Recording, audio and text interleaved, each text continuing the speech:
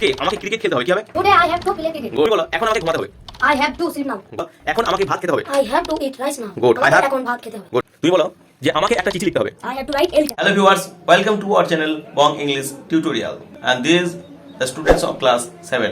Viewers, today I make them learn a new sentence pattern of I have to, and with it they can make a lot of sentence. So let's try.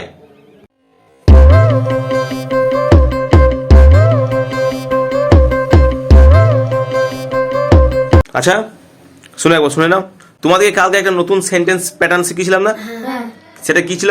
I have to দিয়ে। তাহলে I have two দিয়ে কিভাবে sentence তৈরি করতে তোমরা সবাই জেনে নিয়েছো তো? হ্যাঁ, তোমাদেরকে নতুন সেন্টেন্স তৈরি করতে দিয়ে পারবে? তো ধরি একবার। তাই বললা? আচ্ছা তুমি বলো আজকে আমাকে ক্রিকেট খেলতে হবে, কি হবে? Today I have to play cricket. Good. Today I have to play cricket মানে হচ্ছে আজকে আমাকে ক্রিকেট খেলতে হবে, তাই তো? গুড। এবার চলে যাবো আদিবের কাছে। আদিব তুমি বলো এখন আমাকে ঘুমাতে হবে। I have to sleep now. Good. I have to sleep now. Good. এবার চলে যাবো আমরা আসাদুল্লাহ কাছে। আসাদুল্লাহ তুমি একটা সেন্টেন্স বলো। তুমি বলো এখন আমাকে ভাত খেতে হবে। I have to eat rice now. Good. I have এখন ভাত খেতে হবে। গুড। বাহ, তাহলে I have to eat rice now. তাহলে সবকিছু আই হ্যাভ টু নিয়ে, তাই তো?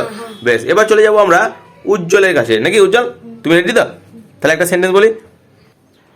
তুমি বলো যে আমাকে একটা চিঠি লিখতে হবে। I have to write a letter.